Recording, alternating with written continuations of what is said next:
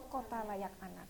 Berbagai macam opini muncul pasca diterimanya status sebagai kota layak anak bagi Kota Tarakan. Sebagian orang menyaksikan bahwa predikat ini masih belum layak diterima oleh Kota Tarakan. Namun di sisi lain, pemerintah harus terus menggaungkan program kota layak anak ini bagi Kota Tarakan untuk menciptakan suatu pembangunan yang pro terhadap anak-anak. Dan kali ini dalam Lensa Publik kami akan menghadirkan 2 orang narasumber yang berkompeten di bidang anak-anak, yaitu Dinas Pemberdayaan Perempuan DP2 3AKP Kota Tarakan serta jurnalis kawan Kota Tarakan bersama saya Rina Chandra di Lensa Publik Ekuator TV.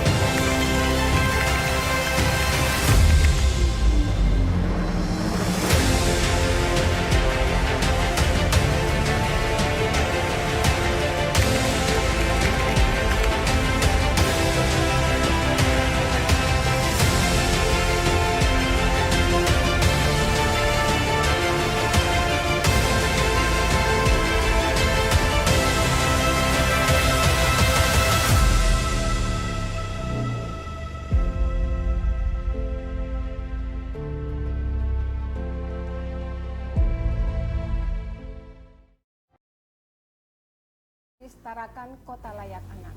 Perbincangan yang ramai dibicarakan belakangan ini akan kita bahas dalam talkshow pada hari ini. Telah hadir bersama saya di studio 2 orang narasumber, yaitu yang pertama adalah Ibu Hajah Mariam MSI selaku Kepala Dinas DP 3AP 2KB Dinas Pemberdayaan Perempuan, Perlindungan Anak, Pengendalian Penduduk dan Keluarga Berencana. Selamat sore Ibu. Ya, selamat sore. Assalamualaikum. Kabar. Waalaikumsalam. Dan yang kedua adalah Ketua Jurnalis Kawan Anak Kota Tarakan, Bung Roni Miranda. Apa kabar Bung? Sehat? Ya, Ibu. Perbincangan tentang kota layak anak ini menimbulkan pro dan kontra di luaran sana. Masih ada yang mengatakan bahwa Kota Tarakan benarkah sih layak untuk menyandang status sebagai kota layak anak begitu. Di sisi lain sementara pemerintah tetap harus menggaungkan itu karena merupakan bagian dari program dari pemerintah pusat terkait KLA atau untuk seluruh kota di Indonesia. Itu merupakan salah satu tolak ukur bagi kementerian, Kementerian Perlindungan Pemberdayaan Perempuan dan Perlindungan Anak, kemudian menilai semua daerah kabupaten se-Indonesia ini layak enggak, mereka ini benar enggak, serius enggak terhadap penanganan terhadap perempuan dan anak gitu kan. Nah, jadi untuk menilai evaluasi terhadap itu kan ada 5 indikator. Indikator. Satu. Apa aja itu Bunda? Iya. Misalkan di klaster 1 kan bagaimana adalah pemenuhan hak sipil. Kita melihat misalkan di Tarakan ini jumlah anak itu berapa. Nah, kalau undang-undang anak menyatakan yang dikatakan dengan anak itu adalah umur 18 tahun ke bawah. 18 tahun. Iya, benar. Benar enggak anak di Kota Tarakan ini misalkan sudah punya akte kelahiran berapa persen sih? Misalkan kalau dia masih anak SD atau balita itu kan harus punya kartu identitas anak. Karena itu sebagai bekal mereka nanti suatu saat sekolah begitu ya. Iya. Kemudian ada enggak peraturan daerah yang mendukung tentang itu? Kalau ini kan semuanya digratiskan ya. Nah, kemudian di klaster berikutnya tentang pendidikan, misalkan berapa jumlah anak usia sekolah di Kota Tarakan, berapa yang sekolah, kemudian berapa yang tidak sekolah dan putus sekolah. Kemudian pemerintah daerah serius enggak menangani tentang bagaimana fasilitas pendidikan yang dibangun oleh pemerintah daerah, benar enggak mencapai 20%, ada enggak buktinya dan seterusnya. Kemudian di sekolah itu misalkan ramah enggak, layak enggak terhadap anak. Maka indikator yang kita lihat adalah pernah mendapatkan misalkan prestasinya sebagai sekolah sehat atau pernah mendapat adiwiyata gitu ya, bahwa lingkungannya bersih, bagus, kemudian layak terhadap anak. Jadi semua indikator itu yang dilihat. Demikian di bidang kesehatan. Kedua, berapa sih anak yang mencapai target untuk ikut ke posyandu ya, bayi balita, berapa angka kematian bayi balita dalam berapa tahun terakhir. Kemudian perlindungan khusus yang klaster kelima itu, serius nggak pemerintah ketika ada problem baik itu kasus KDRT, kasus pelecehan, perundungan ataupun bully terhadap anak, penanganannya seperti apa? Jadi dengan demikian itu bisa terinventarisir ya berapa kasus-kasus yang di lapangan, kemudian bisa tersolusi. Ibaratnya mungkin kan banyak di luar, masa sih Tarakan layak sudah mendapatkan predikat itu begitu ya. Kalau saya boleh ambil satu pemahaman di sini, ibaratnya seperti kota bebas COVID. Bukan berarti dia 100% bebas COVID, tapi kita menuju ke arah sana, begitu Bunda ya. Dengan indikator yang sangat jelas. Ya, atas dasar indikator itu akhirnya Tarakan dinyatakan sebagai layak begitu ya Bunda. Itu untuk mencapai predikat pratama itu harusnya 500 atau 600, kita melebihi 500 sekian gitu ya. Skor yang kita dapat. Karena peraturan daerah tentang perlindungan terhadap perempuan dan anak ada, kemudian tentang kawasan lingkungan bersih sehat, misalkan bebas asap rokok segala macam, kita sudah ada. Jadi bukan cuma dilihat di 5 indikator tadi, tapi dilihat juga di bidang kelembagaannya, bagaimana secara serius mereka menangani itu begitu. Kita itu tadi kalau dari sudut pandang dari regulasi pemerintah begitu ya. Bagaimana nih dari kacamata jurnalis nih, kayaknya seru ya. Jadi Bung Roni, kapan sebenarnya dari kawan-kawan jurnalis mungkin mulai mendengar tentang info KLA ini sendiri di lapangan ya, dalam artian dari sisi pemberitaan dan sebagainya, itu kapan sebenarnya mulai tergaungkan dan apa saja yang sudah dilakukan oleh rekan-rekan jurnalis begitu mendengar program ini gitu ya, action apa yang dilakukan oleh teman-teman media khususnya? Baik, sebenarnya ini sudah lama ya, saya kurang ingat itu tahun berapa, seingat saya masih ada Pak Yunus Sabes itu juga pernah tercetuskan kota layak anak itu 2012. Nah, dan itu juga mendapat respon yang positif dari teman-teman kalangan jurnalis dan teman-teman itu mendukung penuh program itu. Jadi kita mulai itu dengan pemberitaan dengan sekolah ramah anak itu pernah diangkat teman-teman juga kekerasan itu sebenarnya bukan mengarah kepada ini mengeksploitasi korban, tapi kita lebih memberikan kesadaran kepada masyarakat agar care, peduli, terutama di lingkungan sekitar. Jadi kalau ada melihat kekerasan terhadap anak, ada kewajiban untuk orang di sekitarnya mencegah.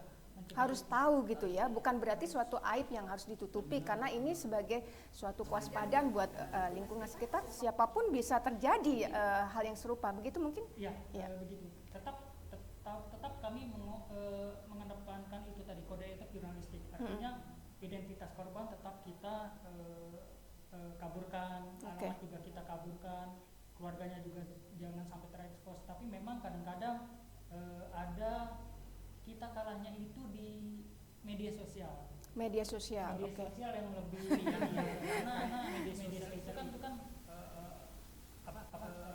bukan karya jurnalistik.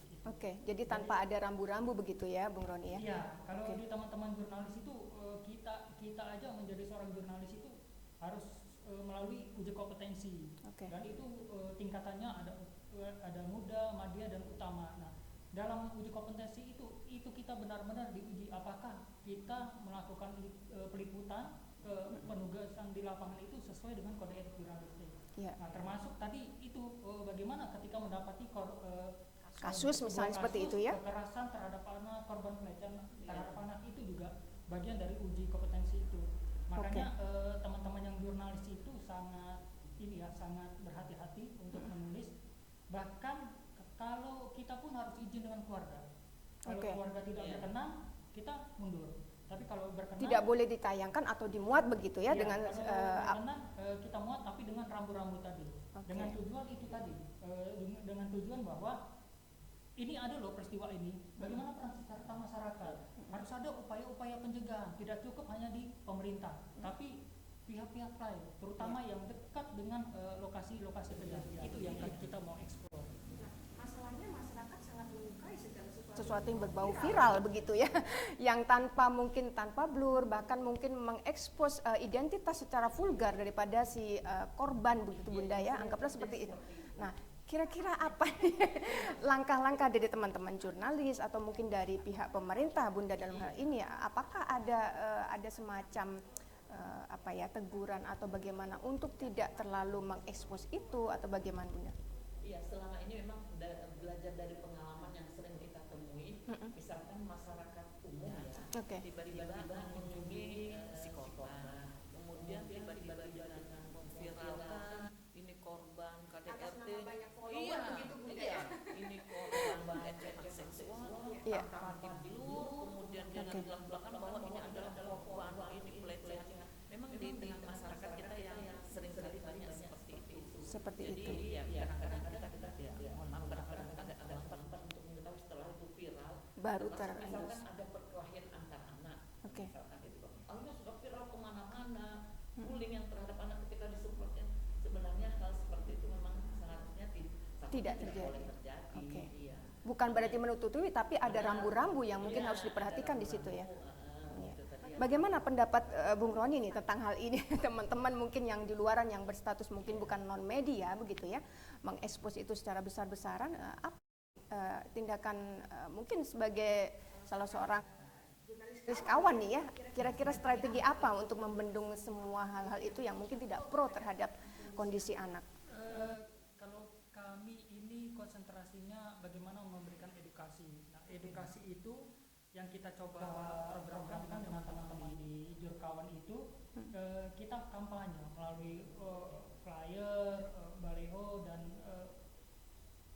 liputan-liputan pemberitaan tentang hak-hak anak tadi. Jadi ada ketentuan-ketentuan yang kita coba sharing dengan teman-teman. Jadi kita sepakat bahwa nanti membuat gerakan serentak mempublikasikan tentang aturan-aturan. Rambu-rambu begitu ya. Hak-hak anak itu melalui media kita masing-masing. Bahkan kita nanti berkolaborasi, ada rencana juga sosialisasi langsung. Target kita pertama ke sekolah-sekolah, terus yang kedua nanti mungkin melalui kita kerjasama, kita mencoba memberikan kesadaran masyarakat bahwa anak-anak ini tidak cukup hanya dibantu tapi diviralkan, itu juga keliru. Tapi bagaimana kita bantu tapi kita tak dilindungi. Mungkin bagi kita tulus, niat tulus. Tapi anak yang dibantu itu kan belum tentu baik yang diterima. Bisa jadi ketika sebaliknya. Akhirnya ada bully begitu ya dia di sekolah. Ini yang harus kita pertimbangkan. Harus kita pertimbangkan bersama. Jadi kita tidak melarang untuk warga komunitas membantu, terus memviralkan boleh, tapi dengan ketentuan itu tadi. Nah, ini coba kita diskusikan dengan teman-teman kawan, bagaimana kita mencoba sebuah kampanye besar-besaran yang lebih ramah begitu ya, ramah anak begitu ya, melalui media sosial, melalui perusahaan media kawan masing-masing itu. Kawan-kawan. Ya. Bunda, saya coba kembali ke konteks KLA lagi ya. Keberhasilan dari sebuah KLA tidak hanya melulu menjadi tanggung jawab dari pemerintah atau bahkan mungkin media, tapi masyarakat sebagai aktor utama daripada program itu begitu ya. Kira-kira selama ini sampai dengan tercapainya status sebagai kota layak anak, siapa saja nih ya kalau boleh tahu mungkin pelaku usaha atau siapa yang lebih banyak membantu sampai dengan tercetusnya status itu Bunda?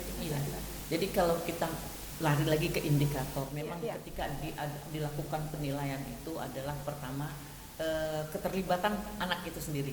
Sejauh mana anak itu sebagai pelopor ya di lingkungannya. pada saat melaksanakan musyawarah pembangunan dilibat nggak anak-anak? Nah, kemudian suaranya apa? Keinginannya seperti apa? Mungkin melalui forum. Iya benar, melalui forum kan sampai ke tingkat kelurahan. Setelah itu musyawarah bahkan sampai tingkat kota. Nah, kalau kita melihat membaca apa sih keinginan anak-anak di Kota Tarakan, ternyata cukup bagus lagi ya, cukup bagus sekali. Misalkan mereka ingin adanya jalur aman bagi anak sekolah. Kemudian kalau bisa ada bis pengangkut yang khusus, kemudian ada halte yang memang layak untuk anak-anak. Bahkan lebih spesifik lagi itu anak-anak dari disabilitas khususnya SLB ya terutama menginginkan seperti itu anak.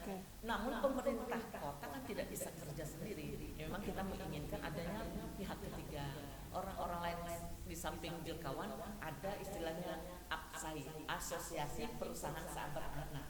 Ini yang Asosiasi Perusahaan Sahabat Anak, APSAI. Iya, APSAI. Itu yang kita harapkan, terutama membantu pemerintah yang memang belum tercover tadi ya, seperti pengennya ada bis, pengennya ada halte. Kemudian pemerintah kota punya program untuk membangun taman bermain yang ramah anak. Dari 20 kelurahan target pemerintah kota, yang sekarang cuma baru ada 8. Baru ada 8, berarti masih ada 12 lagi yang belum terpenuhi, dan itu mungkin ya dari sini mungkin kita bisa mengundang para pengusaha di luar dunia usaha untuk terlibat terhadap kesuksesan daripada KLA itu sendiri. Iya. Kemudian Bung Roni, apa nih strategi dari teman-teman media untuk mencoba mengajak rekan-rekan di luar gitu? Rasanya mungkin teman-teman pelaku usaha kurang sedikit aware begitu ya, kalau tidak dicolek begitu bahwa kami butuh bantuan ini untuk mengentaskan masalah anak-anak, karena bantuan itu luas, mulai dari pemikiran, kemudian dari pendanaan juga, kemudian dari sisi kegiatan, program dan sebagainya, itu sangat kompleks sekali. Strategi apa yang dilakukan dari teman-teman media untuk menggugah rekan-rekan dari dunia usaha untuk juga peduli terhadap anak begitu? Kita coba melibatkan pihak-pihak swasta untuk menggandeng mereka untuk membuat kegiatan-kegiatan yang langsung bersentuhan kepada anak-anak. Memang selama ini yang setahu saya itu yang cepat tanggap dan respon itu Pertamina ya. Pertamina dan mereka juga ternyata punya program untuk mengatasi kondisi sosial anak-anak. Ini kan tidak cukup. Satu perusahaan itu terbatas. Jadi kalau semua perusahaan ini kita gandeng, pihak swasta ini kita gandeng, terus mereka juga bersedia untuk membantu, saya kira persoalan untuk kondisi sosial anak bisa teratasi dengan cepat. Misalnya tadi pemerintah lagi membangun taman untuk anak itu masih taman bermain masih butuh lagi gitu ya. Bagaimana misalnya pihak-pihak swasta lainnya yang tergerak untuk membantu, ayo kita bantu pemerintah untuk mewujudkan ini, membuat taman. Sebenarnya kan yang perlu dipahami, ini bukan target pemerintah hanya mendapatkan predikat begitu, sebatas trofi begitu ya Bunda. Tapi ini untuk anak-anak ya masa depan begitu ya. Generasi anak mereka ini generasi emas. Jadi memang kita harus siapkan ke sana, walaupun kita tidak menikmati, tapi kan mereka yang menikmati. Nah, kita nanti mencoba dengan teman-teman berkawan itu mengajak mereka untuk terlibat langsung di kegiatan-kegiatan kita. Misalnya kita membuat agenda seminggu sekali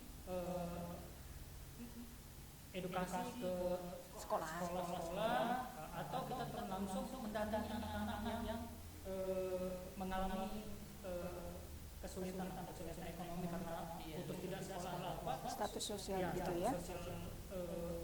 Yang agak mengalami kesulitan, kita bisa bantu apa? Memang selama ini kan ada juga instansi seperti Basnas, terus Yayasan juga rutin melakukan itu, tapi kan tidak cukup. Jadi harus ada partisipasi publik yang lainnya begitu ya. Jangan dibebankan kepada badan ini. Ya, mana contohnya?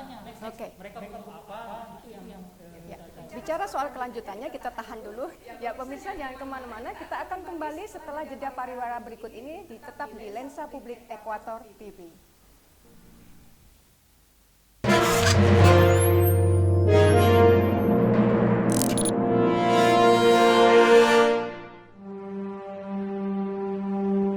saat kamu udah dagang mengikuti passion, malah nggak ada yang pesen. Cie, kebiasaan ngintipin kulkas, tapi kali ini kulkasnya udah nggak cool. Kerjaan menumpuk bikin suntuk. Ada nggak ya pahlawan yang datang tiba-tiba? Pahlawan bisa dari siapa saja. Kamu yang selalu berjuang adalah pahlawan bagi mereka. Teman bisa jadi pahlawan yang akan ada dikala kamu tidak berada.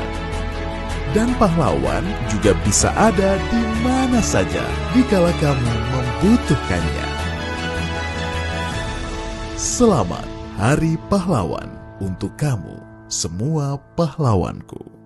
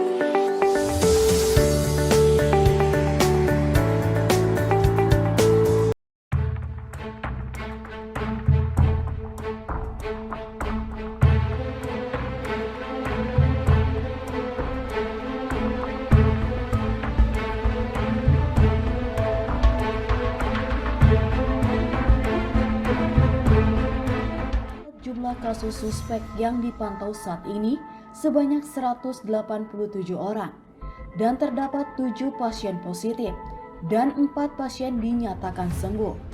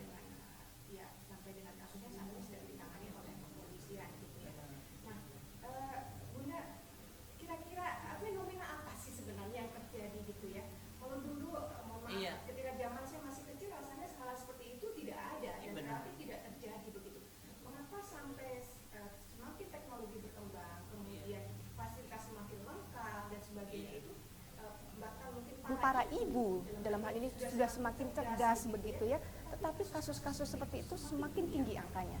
Kira-kira Bunda punya pendapat tentang hal ini?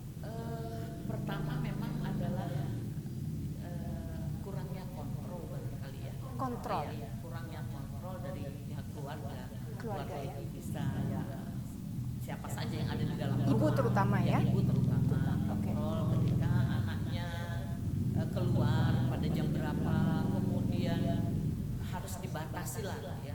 Kemudian anak itu benar enggak kalau dia katanya belajar kelompok nih, ya benar enggak, siapa yang jemput. Jadi lebih banyak. Kemudian faktor mungkin gadget ya, karena gadget ya. Iya, anak lebih banyak karena di bebas tanpa hambatan begitu ya Bunda. Seharusnya orang tua juga harus ikut mengontrol sampai sejauh mana kebenaran. Walaupun anak sih manis aja di rumah, memang hampir semua orang tua tidak mengetahui apa sih yang dilakukan oleh anaknya di luar sana.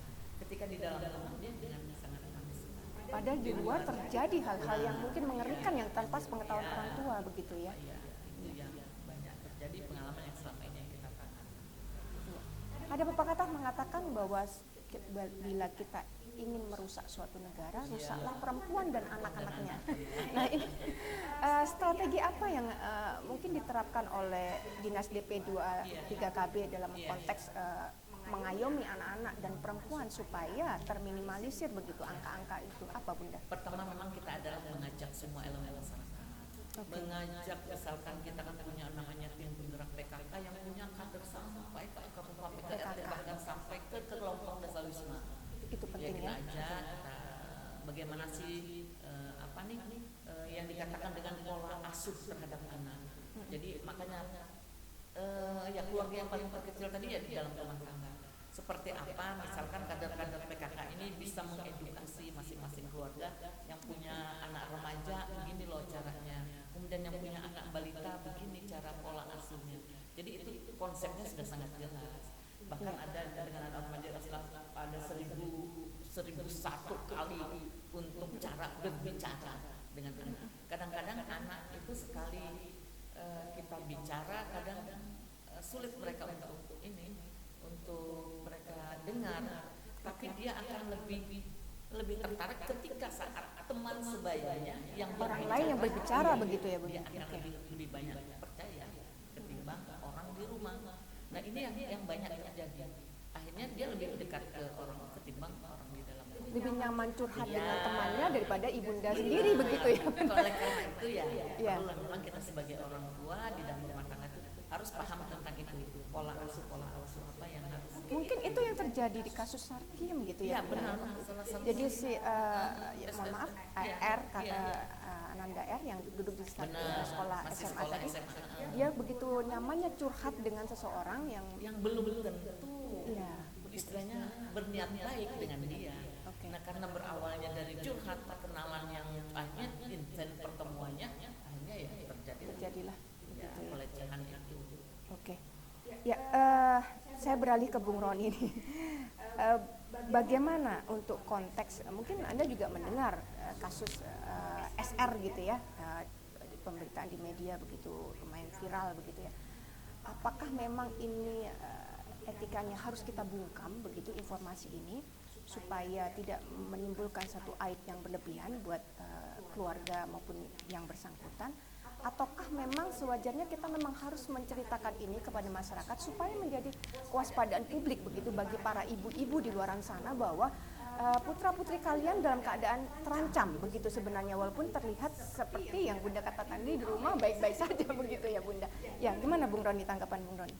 Kalau sebenarnya kalau dari sisi jurnalis itu memang wajib untuk diangkat bukan dibungkam. Jadi setiap peristiwa yang mengenai anak itu sebenarnya sebaiknya itu dipublis dengan ketentuan itu tadi, harus ada rambu-rambu yang kita terapkan.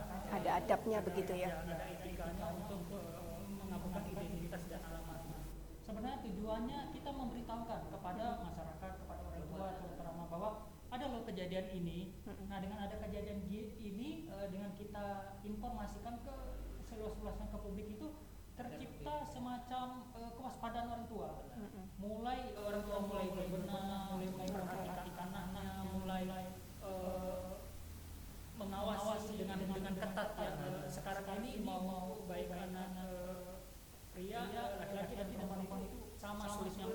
kita paling takut dengan anak perempuan. Sekarang malah di mana-mana anak laki-laki yang agak sedikit terancam. Korban mungkin kebanyakan laki-laki daripada perempuan. Oke. Cuma memang yang kita miris di teman-teman jurnalis itu kadang-kadang kita beritakan itu mungkin masyarakat atau orang tua yang menjangkau ada yang bisa tahu itu. Salah satu bukti yang kita dapatkan itu Bunda, ketika polisi tiap malam minggu itu merazia anak-anak di bawah umur balapan Bali. Ya, Bali, istilah Bali. Jadi setiap minggu dapat, setiap minggu kita publikasikan, karena setiap minggu ada lagi. Jadi kami ya teman-teman di jurnalis itu berpikir bagaimana orang tua membaca berita kita ini, apakah mereka paham atau memang tidak punya waktu untuk memperhatikan anak-anaknya. Ini kan sebenarnya bahaya kalau tidak dibubarkan nyawa ancaman bagi dirinya dan orang lain. Ya, sebenarnya polisi itu membubarkan, petugas itu membubarkan untuk menyelamatkan nyawa. Mereka upayakan. Lebih ke arah sana begitu ya. Terkadang ini pengalaman yang menggelikan itu, kita melihat sendiri orang tuanya datang malah petugas. ini yang akhirnya petugas ini setiap ada Bali itu seperti apa ya enggan untuk bertindak begitu ya. Tapi di sisi lain mereka memikirkan keselamatan anak-anak ini selain tugas itu, selain perintah, mereka pikir juga ini anak-anak tidak dibubarkan takut terjadi apa-apa gitu. Nah, apalagi sampai mencelakai orang lain, orang tua lagi yang susah harus mengganti, harus ini. Jadi ini yang teman-teman jurnalis ini mencoba membuat formulasi berita bagaimana memberikan efek jerah. Jadi tidak cukup efek jerah hanya diberitakan sekali. Nah, di lalu lintas itu seingat saya sekarang itu balapan liar supaya ada efek jerah motornya didenda ditahan selama 6 bulan. Supaya tidak dipakai lagi begitu dalam setelah 6 bulan kembali lagi. Ini seorang mereka lakukan. Kami ini kan di teman-teman media hanya bisa melakukan itu, melakukan sosialisasi melalui pemberitaan media massa. Kita berharap dengan kasus-kasus serupa juga orang tua melakukan hal yang sama. Jadi harus ketika mendapatkan informasi ini harus waspada, mulai sudah berbenah di keluarganya, perhatian, kontrol HP-nya, bahkan ada aplikasi-aplikasi yang bisa memantau WhatsApp anak, misalnya duplikat WhatsApp-nya bisa dikontrol itu jika orang tua mau. Nah, ini tergantung lagi kembali ke orang tuanya gitu. Bunda mumpung ada rekan media di sini. Harapan dari pemerintah sendiri seperti apa sih yang diharapkan keterlibatan rekan-rekan media untuk menangani ikut cawe-cawe dalam penanganan kasus anak? Seperti apa harapan dari pemerintah yang diharapkan rekan-rekan media? Kami sangat mengharapkan bukan hanya di media tapi di Apsahi tadi juga Apsahi tadi karena masih sangat sedikit sekali saya lihat pihak ketiga partisipasi publik untuk penanganan serius terhadap anak. Itu tadi yang memang selama ini selalu bergandengan tangan dengan kami untuk mengatasi problem itu, misalkan dari pihak Pertamina gitu ya. Kemudian terima kasih Ekwator TV juga sudah seringkali mengundang kita untuk selalu mensosialisasikan edukasi. Yang kami harapkan ke teman-teman jurkawan itu tadi, jadi bisalah membantu pemerintah kota untuk selalu mengedukasi, mensosialisasikan, terutama programnya biar yang sangat jelas ya. Bisa itu tadi misalkan orang kan taunya ngomong pola asuh seperti apa sih? Kan yang benar seperti apa? Iya, yang benar seperti apa? Ini ternyata ada pola asuh anak remaja tersendiri. Bagaimana orang tua memantau ya, seperti apa? Kemudian bagaimana pola kalau punya anak balita seperti apa sih pola asuh terhadap anak balita? Mulai tumbuh kembangnya anak itulah kita harus memperkenalkan bahwa ini loh yang pantas untuk dipegang, ini yang tidak pantas untuk dipegang oleh orang lain, termasuklah keluarga sendiri. Karena banyak kejadian justru keluarga terdekatlah yang sebagai pelecehan begitu. Mohon maaf seperti kemarin ya, ada Pak Lees, Pak Lebakso, ternyata kejadian itu sudah 2 tahun yang lalu. Dia melecehkan anak kecil dan tidak terekspos begitu ya. Dan tidak diketahui oleh pihak keluarga. Orang tua juga. Nah, jadi memang perlu sangat miris semua pihak lah. untuk kita bersama-sama bagaimana ke depan rasa ada 4 loh terhadap anak itu, bagaimana anak itu hidup, tumbuh dan berkembang ya, kemudian bagaimana partisipasi anak, kemudian bagaimana haknya untuk mendapatkan sipil tadi, kemudian haknya identitas, identitas dan seterusnya. Jadi 4 tumbuh kembang, kemudian partisipasi itulah yang harusnya semua pihak lah membantu kita. Oke.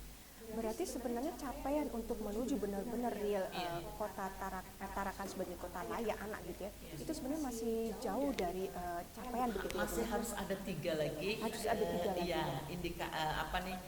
klaster yang harus kita lewati. Kalau ini baru klaster pertama Pratama, yang kedua itu adalah klaster Madya. Ya, kemudian Mandiri barulah KLA.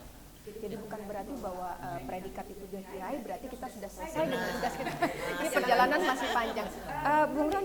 Bung Roni sendiri sebagai seorang media menyikapin gimana sebenarnya indikator KLA ini, apakah memang sudah benar-benar sudah kita, ya boleh dibilang kita berpuas hati sejenak saat ini atas predikat itu, atau bagaimana? Karena melihat di luaran dunia internasional pun masih banyak kasus anak yang terjadi gitu ya. Ada pandangan? Jadi sebenarnya ini masih ini ya, maksudnya kita berusaha untuk mewujudkan itu. Makanya sebenarnya ketika pemerintah membuat komitmen Kota Tarakan harus menjadi kota layak anak, artinya kita harus menuju ke sana. Bukan berarti ketika pemerintah mengeluarkan komitmen kita kota layak anak, kota ini sudah layak untuk menjadi anak, tidak.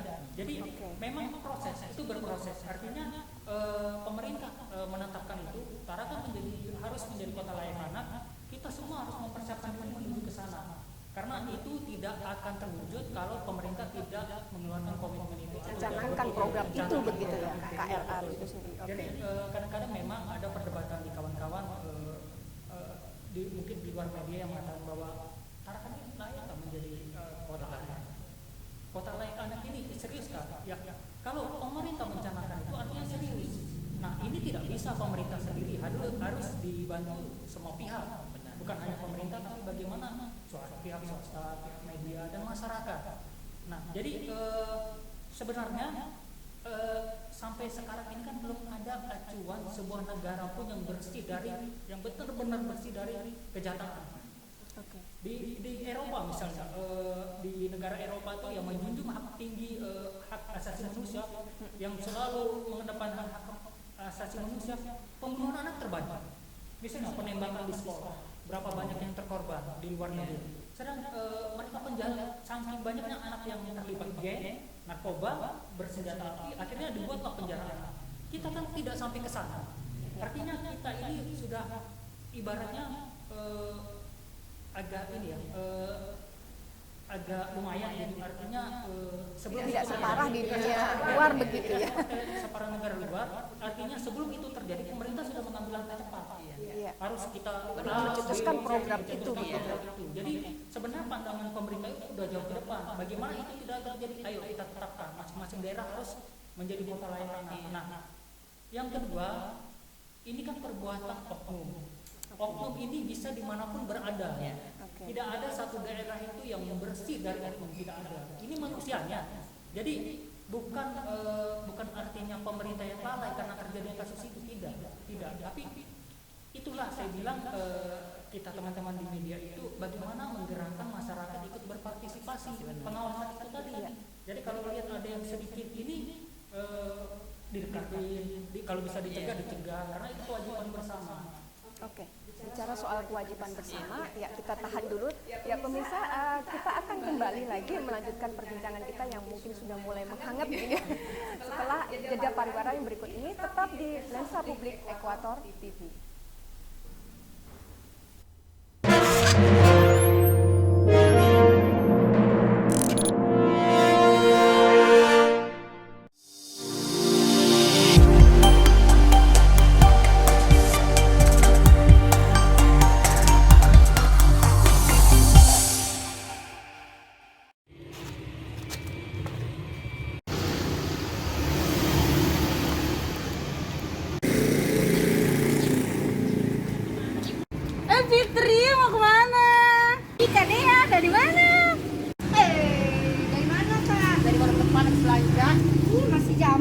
sampai plastik. Sekarang kita tuh harus go green, ramah lingkungan. Nah bayangkan aja nih ya, sehari sekali aja belanja pakai plastik, dikali satu bulan, dikali 6 bulan, dikali setahun, 10 tahun, kan? Ya Allah, masih mending kalau buangnya di tempat sampah. Kalau buangnya di laut, buangnya sembarangan, kan kasihan tuh ikan-ikan yang lagi berenang terus angkut plastik, yang lagi makan terus sedak plastik, kan kasihan. Nah untuk itu nih, bagikan aja ya. Kantong kain bisa dipakai reusable, bisa dipakai buat jangka waktu panjang. Nih tuh. Makasih ya Fit. Dah.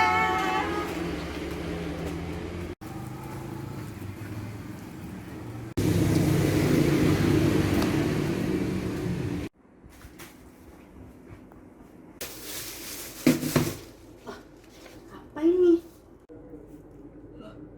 Astaga.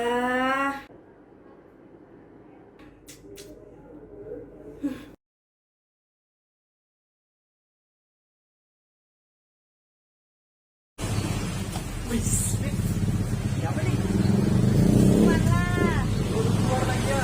Iya dong, rasa jeruk enak tau nih dari Jepang. Tuh, susu. Kopi lokal. Lokal, kampungan nih. Bisanya bahasa dulu baru tahu.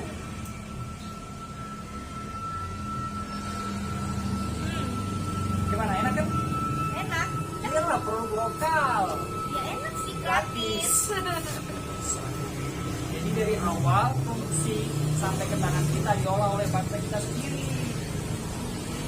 Jangan tanyakan apa yang sudah negara memberikan kepadamu, tapi tanyakan apa yang sudah kau lakukan untuk negara. Salah satunya ini, kain produk lokal.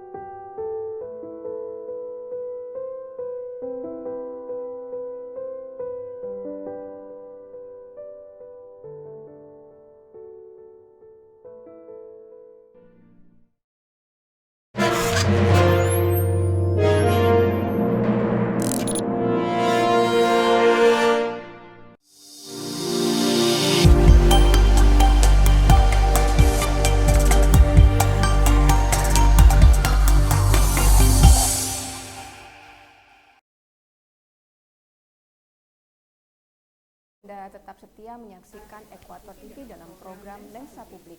Kita hari ini akan melanjutkan perbincangan kita tentang kota layak anak. Ya Bunda, banyak kasus, masih kembali saya bicara tentang kasus ya.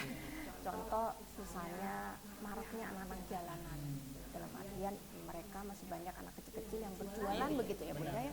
Bahkan dibawa oleh orang tuanya, dipasang di pinggir jalan untuk atas nama menggugah simpati empati orang lain supaya membeli dagangannya. Sementara di sisi lain keselamatan anak terancam. Kemudian juga anak-anak bertebaran berjualan di dekat supermarket dan sebagainya.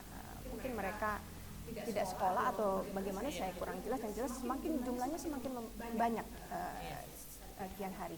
Nah, kira-kira selama ini penanganan apa yang sebenarnya sudah dilakukan? Saya yakin pemerintah bukan tidak melakukan, sudah banyak melakukan begitu ya. Kira-kira penanganan apa yang sudah selama ini dilakukan oleh pemerintah Kota Tarakan dalam kasus-kasus anak yang terjadi? Jadi penanganan yang kita lakukan ini sesuai dengan tugas pokok dan fungsi kita masing-masing. Kalau untuk pengamanan kan ada perda tentang keamanan kenyamanan Kota Tarakan, itu adalah dari Satpol PP. Jadi terhadap anak pedagang, katakanlah asongan, saya katakan pedagang asongan ini, itu untuk menarik mereka itu adalah tugasnya Satpol PP. Iya, kemudian dibawalah ke shelter kami untuk kami berikan arahan. Kemudian kita tanya dia sekolah apa enggak dan berapa penghasilannya dalam sehari. Setelah itu baru kita panggil orang tuanya. Dilakukan asesmen, kemudian kita lakukan, bahkan kami turun langsung ke rumahnya. Bahkan sampai jam 1, jam 2 malam itu tetap masih kami amankan. Kalau perlu saya bilang sampai 2 hari kita biarkan dulu anaknya, ada enggak orang tuanya mencari dan datang menjemput sampai seperti itu ya, Bunda ya. Sampai seperti itu. Ada yang memang peduli terhadap anak mencari, ada yang tidak. Nah ini. Oh, ada yang tidak Bunda. Ada yang bahkan sampai kami biarkan aja 2 hari di shelter kami, sampai 2 hari juga anak itu kita diamkan. Nah setelah itu baru kita kunjungi ke rumah yang bersangkutan. Ya kita memberikan arahan kepada orang tua bahwa tidak sepantasnya anak-anak itu dibiarkan ke tempat umum karena kita khawatir terjadi misalkan aja kecelakaan. Kemudian pada saat itu kan pandemi ya, kemudian mereka tanpa masker, tanpa pakai sendal, kemudian rawan terjadi pelecehan seksual. Ada loh yang disodomi anak-anak kita itu Pada saat mereka di luar begitu ya. Benar. Bahkan dibully itu kan lebih banyak lagi anak-anak kita. Jadi yang terpenting saat itu bahwa anak-anak itu tetap terjamin hak-hak dasarnya. Kita tanya sekolah ya, ternyata mereka sekolah, ada yang SMP, ada yang SMP, bahkan ada yang SD ya. Kemudian kita juga tanya dari pihak keluarga punya BPJS kesehatan. Ya kalau tidak punya kita urus, kalau belum bahkan sampai akte kelahirannya, punya akte kelahiran dah. Ya ada yang tidak, ada yang punya. Berarti sebenarnya pemerintah sudah melakukan secara maksimal begitu ya. Di luaran ada pendapat miring begitu yang bagaimana nih tanggung jawab pemerintah kok semakin banyak jumlah anak-anak jalanan begitu, anak asongan tadi ya. Oke, saya beralih ke Bung Roni. Apa pendapat Bung Roni? Mungkin lebih terang benderang nih fakta di lapangan yang sejatinya terjadi apa gitu. Jadi ini perubahan pola pikir sebenarnya yang terjadi di orang tua. Kalau seingat saya dulu, di zaman saya dulu itu teman-teman itu ada juga yang berdagang. Sudah ada yang berdagang dari zaman kita kecil gitu ya Bunda. Cuman dulu itu orang tua lebih menekankan anaknya kepada sekolah dulu. Jadi boleh berdagang di sekolah, tapi setelah itu pulang belajar di rumah.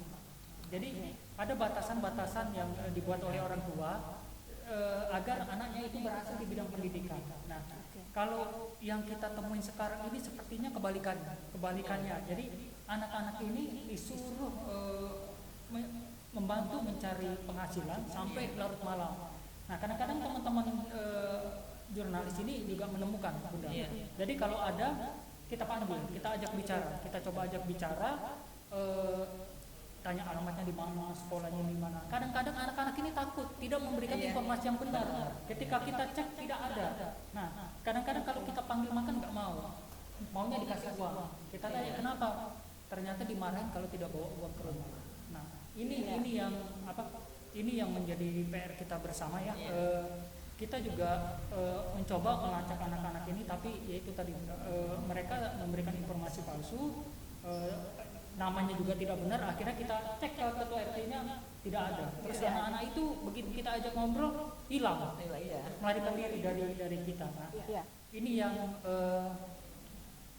sedang ini juga teman-teman coba lakukan itu. Sebenarnya kita juga pernah membuat liputan berita-beritanya juga mempublikasikan tentang itu, khusus tentang anak. Nah, makanya itu tadi bahwa peran kita bersama. Jadi kalau misalnya ada tetangga yang memiliki anak yang disuruh jualan sampai malam, itu harusnya melapor ke ketua RT-nya. Nah, ketua RT bagaimana melaporkan kelurahan lanjut lagi ke kelurahan. Tidak apatis begitu ya, apa yang terjadi di lingkungan kita harus laporkan begitu supaya bisa dicegah gitu ya. Berarti memang faktor masyarakat sebagai aktor utama dari kasus-kasus ini sebenarnya tinggi ya Bunda ya. Pemerintah cuma sebagai istilahnya regulator dan menstimulus aja begitu. Masyarakat yang harusnya mungkin harus diedukasi bahwa ini menjadi tanggung jawab bersama. Bagaimana dengan pelaku usaha nih Bunda? Sejauh ini apa saja yang sudah dilakukan oleh rekan-rekan pelaku usaha yang mungkin membantu dari tercapainya program daripada KLI? Ya, jujur aja saya katakan hampir semua pelaku usaha yang ada di Kota Tarakan ini belum sepenuhnya terlibat di dalam karena mungkin ketidaktahuan begitu Bunda ya. Kepentingan terbaik untuk anak itu belum semuanya turut mendukung. Katakanlah pengennya anak-anak ketika kita mengikutkan mereka dalam musyawarah pembangunan pengen punya halte yang bagus, bis yang bis yang layak gitu, yang bisa cukup memenuhi kebutuhan begitu ya. Walaupun memang pemerintah di mana pemerintah daerah kan tidak semuanya mampu pemerintah kita punya daerah keterbatasan begitu ya. Keterbatasan. Apalagi saat ini saya katakan tadi sekolah SLB disabilitas sangat membutuhkan bis untuk transportasi kan sekolahnya di Juwata. Sementara mereka ini haltenya cuma di Masjid Al-Ma'rif, jadi anak-anak itu di drop oleh orang tuanya di Masjid Al-Ma'rif, nanti bisnya mini bis cuma berapa orang, sementara jumlah anaknya itu hampir 300 yang bisa terangkut tidak sampai ya mungkin kurang lebih 100. Harus bolak-balik begitu Bunda untuk mengambil. Iya, sementara anak kurang nyaman dalam. Nah, kami sangat mengharapkan terutama para pihak ketiga turut berpartisipasi untuk membantu pemerintah daerah dalam penanganan kebutuhan sarpasnya anak-anak, termasuk ya anak SMK 3 yang jauh di sana, SMK 2 ya. Memang di dalam penerimaan zonasi itu berdasarkan tempat tinggal, tapi kenyataan yang kita hadapi ternyata juga tempat tinggal anak-anak itu cukup jauh dari tempat sekolah. Ya, akhirnya banyak keluhan yang kita terima. Itu tadi anak sebagai pelopor juga menyampaikan ke kita, ini loh yang sangat kami butuhkan pada saat ini. Ya, jadi Bunda lebih banyak menyerap gitu ya aspirasi daripada anak-anak, kebutuhannya apa sih mereka sebenarnya di lapangan, dan itu mungkin bisa dibantu nanti mungkin dengan melalui Bung Roni sebagai media begitu ya, menyampaikan kepada masyarakat luas. Mungkin bukan mereka tidak mau membantu Bunda, mungkin karena mereka mungkin belum paham. Belum mengetahui kasus ini sedemikian gentingnya, membutuhkan uluran tangan, artinya keterlibatan pihak-pihak swasta di situ dan masyarakat secara umum bahwa ini adalah tanggung jawab bersama begitu. Ada strategi jitu Pak Roni ini untuk membantu pemerintah dalam hal ini dalam memudahkan langkahnya menuju KLA yang sejatinya begitu. Jadi kalau menurut saya mungkin begini, selama ini perusahaan juga melalui pihak swasta melalui CSRN juga melakukan memberikan bantuan-bantuan, tapi mungkin sifatnya itu hanya sewaktu-waktu, terus mereka hanya menyasar daerah-daerah tertentu. Nah, makanya nanti kita coba gandeng, mudahan APSAI sudah terbentuk ya di Kota Tarakan sudah ya, belum masih dalam proses. Mudahan dengan APSAI ini terbentuk bersinergi dengan Jurkawan, kita menetapkan program bersama.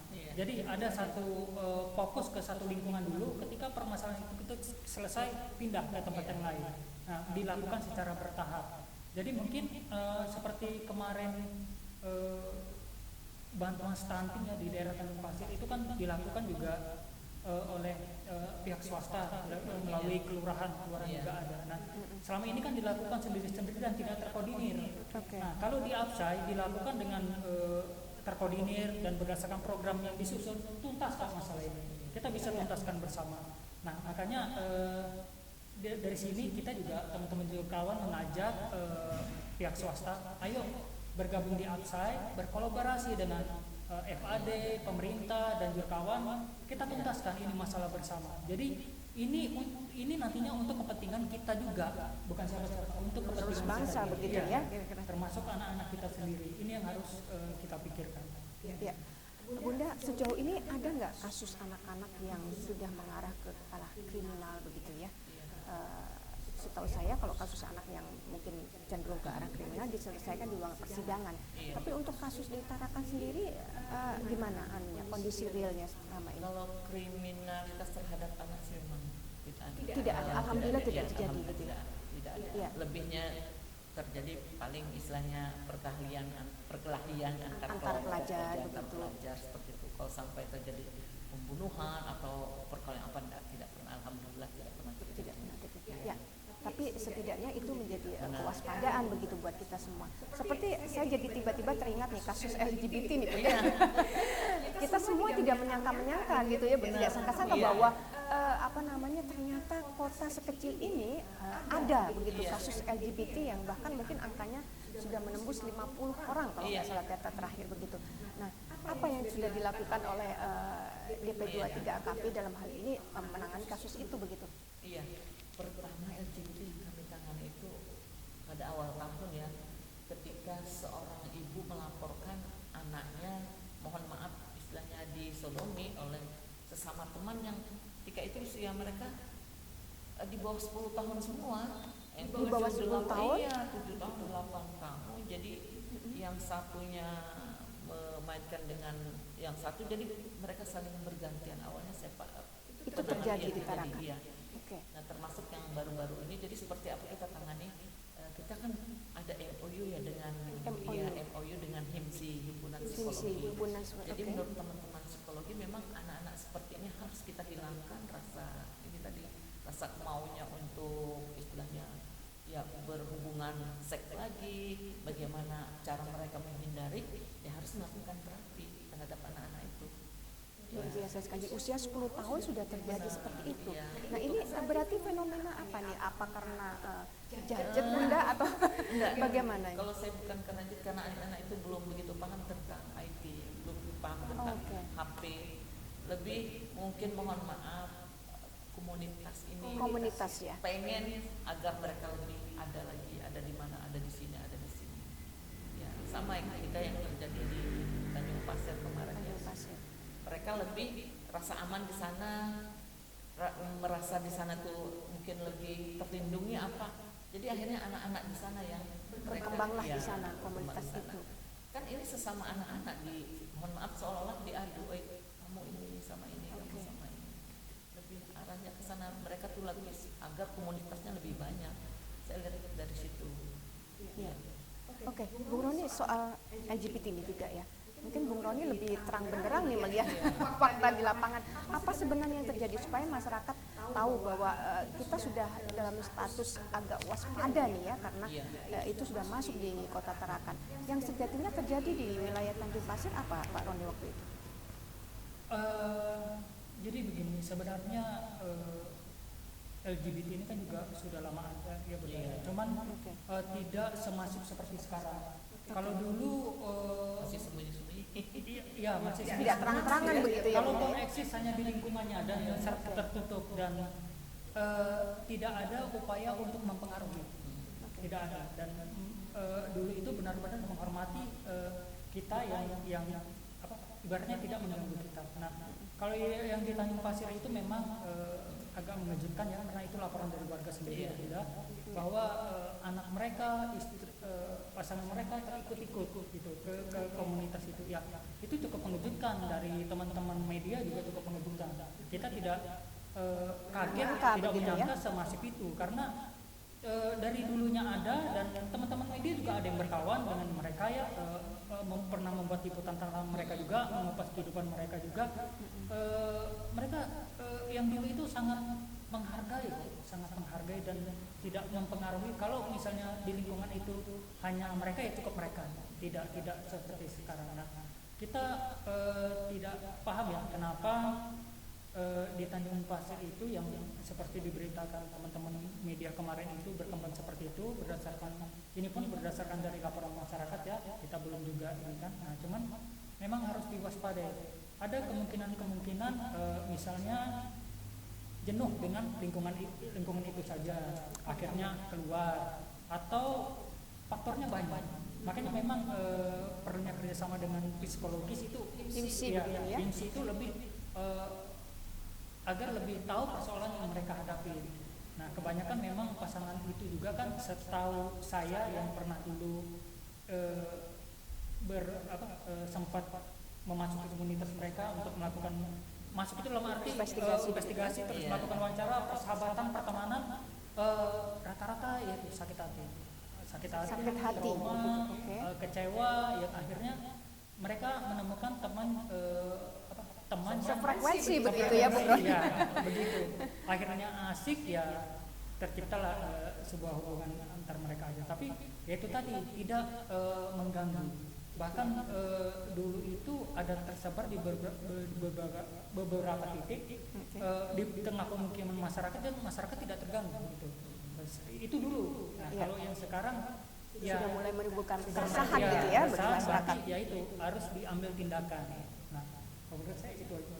Ya, Bunda, terakhir nih, apa yang kira-kira Bunda harapkan dari masyarakat luar, dunia usaha, kemudian para orang tua, ibu gitu ya, tentang keterlibatan terhadap pola asuh dan kepedulian terhadap anak-anak. Mungkin Bunda ada yang mau sampaikan? Iya, yang saat kita harapkan bersama adalah bagaimana terutama kepedulian kita.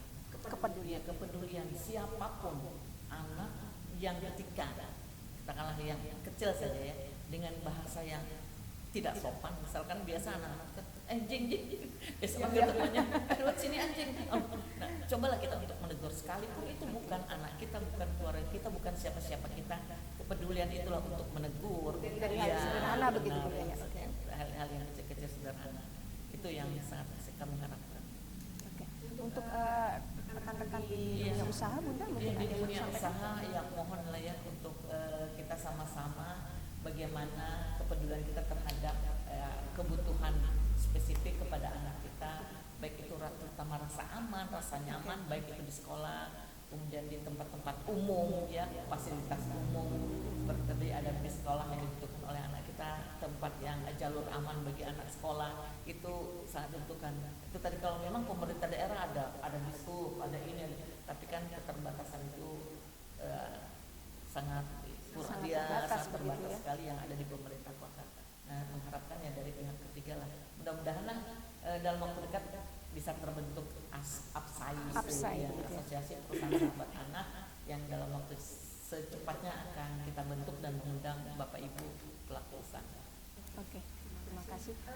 Bung Roni, statementnya mungkin ada himbauan untuk rekan-rekan sesama media di luar sana? Mungkin kalau teman-teman media, saya rasa udah cukup cukup mendukung program pemerintah. Salah satu buktinya terbentuk Jurkawan. Walaupun sebenarnya dari dulu teman-teman media itu aktif kok memang untuk terkait tanah, bukan hanya pemerintahan. Kadang-kadang sesama teman di lapangan itu, bahkan ketika kita meliput mendatangi keluarga yang tidak mampu, teman-teman itu juga membantu. Jadi kita urunan membantu itu yang. Nah, cuman kan dengan terbentuknya Jurkawan ini lebih terkoordinir, siapapun bisa melakukan itu. Jadi yang saya harapkan itu terutama dari masyarakat ya, masyarakat terutama orang tua. Ketika ada pemberitaan, jangan hanya sekedar dilihat, dibaca, disaksikan, setelah itu selesai. Dianggap wah suatu peristiwa. Tapi coba kita mulai introspeksi. Ketika itu terjadi, bagaimana kita mengantisipasi di anak kita? Supaya tidak terjadi. Jangan ketika sudah menjadi korban baru timbul penyesalan. Nah, sebenarnya ini bisa dicegah. Makanya saya berharap sekali kepada masyarakat ya, terutama orang tua. Ini pemerintah sudah melakukan, teman-teman Jurkawan sudah melakukan, teman-teman organisasi lain, FAD misalnya, perusahaan juga melakukan. Ini kembali ke orang tua. Jadi saya harap ketika menemukan berita itu segera waspada. Jadi tujuan kami mempublik di situ bukan mengeksploitasi anak ini, tidak, tapi memberikan edukasi, ini loh ada kejadian ini, orang tua waspada. Jadi sesibuk apapun anak-anaknya itu diawasi dengan ini ya, dengan ketat. Jadi ketika ada pemberitaan informasi itu langsung melakukan proteksi dini supaya tidak terjadi. Nah, memang peran orang tua itu yang sangat diperlukan dan orang sekitarnya. Ketika udah terwujud, sudah terjadi dan orang tua melakukan itu, masyarakat melakukan itu, insya Allah kita akan aman dan menuju kota yang benar-benar layak anak. Ya, dimulai dari lingkungan keluarga terdekat gitu. Ya, Bunda, terakhir mungkin ini rasanya penting harus disampaikan kepada masyarakat. Ketika masyarakat menemukan kejadian di lapangan, apa yang harus dilakukan, kemana mereka harus melapor, dan apa yang harus disampaikan begitu, karena mungkin bisa jadi terjadi pelecehan di tetangga, kanan, kiri, depan, belakang, dan sebagainya. Silakan. Laporkan yang terdekat. Misalkan jika ada RT terdekat ya RT lah. Nanti RT kan berkoordinasi dengan baik itu mungkin di kami di perlindungan ataupun di Polres, karena kita punya MOU dengan unit PPA Polres Tarakan, ya Polres, MOU dengan rumah sakit, dengan IMSI, dengan bantuan hukum. Jangan khawatir, jangan takut dipungut biaya, karena semua itu berdasarkan MOU itulah pemerintah kota untuk menjamin semua yang berkaitan dengan kejadian yang terhadap anak. Ya terutama itu tadi kasus apakah itu pelecehan, KDRT ataupun kasus-kasus lain. Jadi yang laporkan yang terdekat dengan tempat kejadian. Ya, oke, super sekali. Terima kasih Bu Mariam, Bung Roni atas kehadirannya di studio Ekota TV. Kita membicarakan tentang kota layak. Dan semoga ini semua menjadi impian yang benar-benar menjadi kenyataan, tidak hanya sebatas jargon begitu. Ya, pemirsa dimanapun Anda berada, tak terasa bahwa diskusi kita telah berakhir di penghujung acara, dan kita semua tahu bahwa anak-anak adalah masa depan bangsa. Bahkan ada pepatah mengatakan bahwa bila seseorang ingin menghancurkan sebuah negara, rusaklah perempuan dan anak-anaknya. Sebegitu penting peran anak-anak untuk masa depan bangsa dan negara ini. Terima kasih telah menyaksikan Ekota TV di lensa publik. Sampai bertemu pada episode yang akan datang. Terima kasih.